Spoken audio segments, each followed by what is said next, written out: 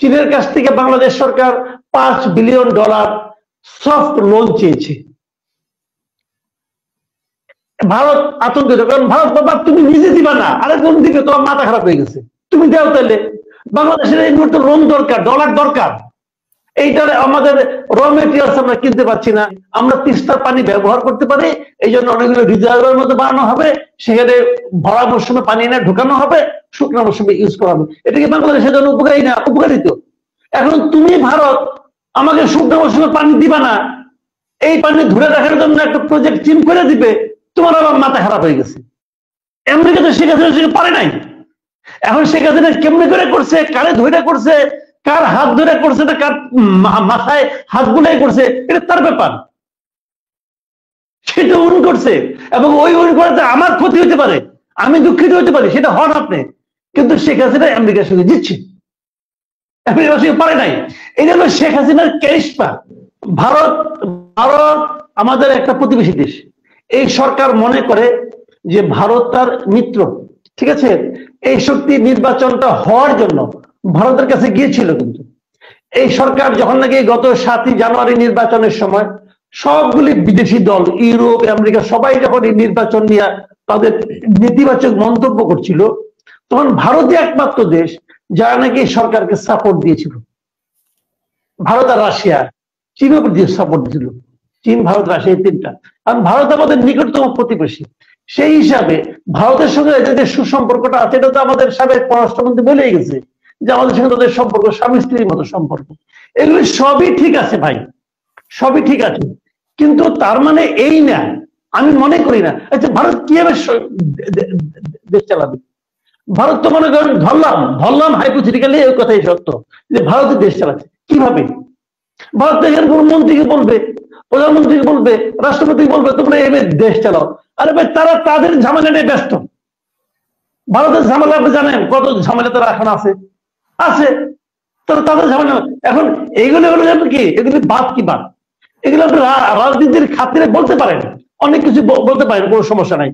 ভারতের প্রভাব আমাদের উপর প্রচন্ড রকম আছে, কোনো সন্দেহ নাই। আচ্ছা, আমি একটা সিম্পল উদাহরণ দিয়ে বলি, তাহলে আপনি বুঝতে পারবেন। কয়েকদিন আগে ভারতের পররাষ্ট্র সচিব আমাদের এখানে আসছিল না?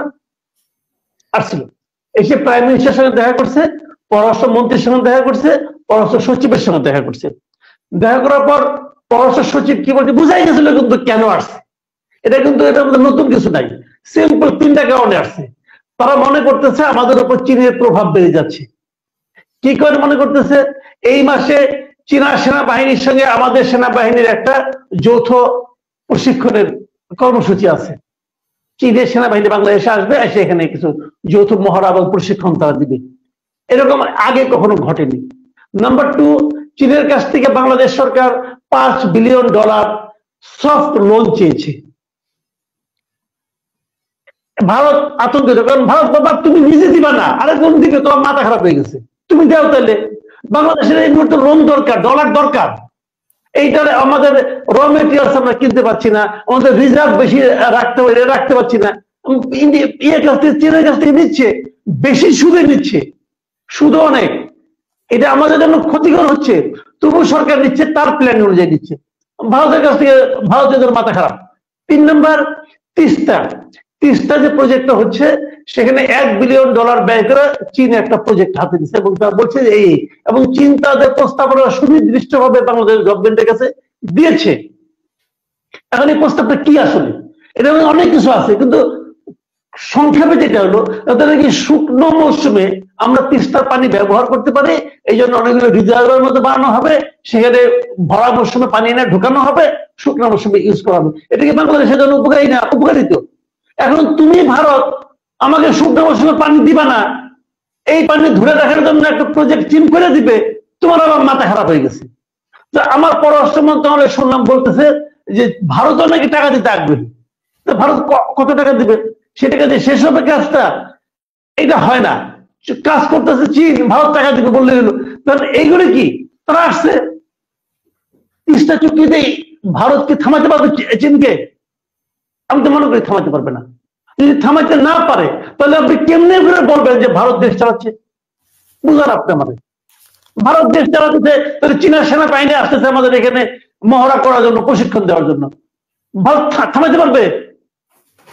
কেমনে করে ভারত দেশ চালাচ্ছে ভাই?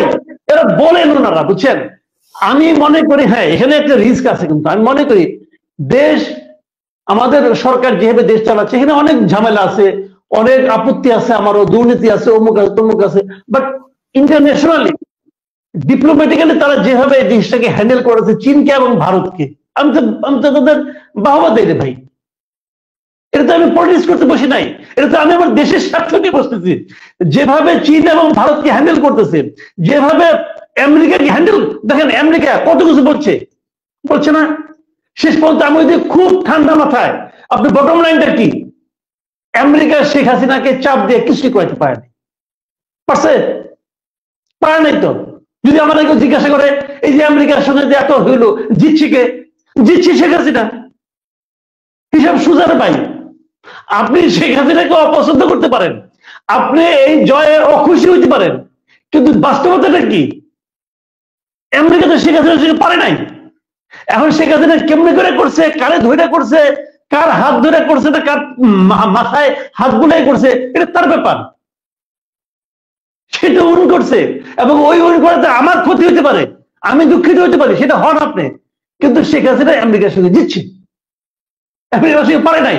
এটা হলো শেখ হাসিনার ক্যারিশমা, এটা মানতে হবে আপনাকে।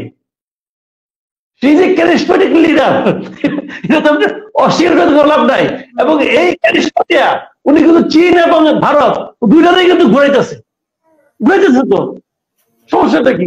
সবাই বুঝতে আছে, চীনও বুঝে, ভারতও বুঝে, আমরাও বুঝি। সমস্যাটা কি? সে পারতেছে না, পারলে আমি দুঃখিত, তখন আমি কমু আপনি পারবেন না, তা করতে গেলেন কেন, এটা বলবো আমরা। কিন্তু যতক্ষণ পর্যন্ত পারতেছেন ততক্ষণ পর্যন্ত আপনার কিছু বলেন নাই রে ভাই। পারতেছেন তো? জানি না আমার কারিশমাই তো বিরোধী দলের একটা অশান্তির বিষয়, যে উনি যে কারিশমা দেখাচ্ছে। আমারও অশান্তি, আমি অশান্তি সবারই অশান্তি। সাফল্য এবং যোগ্যতাকে স্বীকার করতে হবে, তারপরে অন্য লাভ করেন।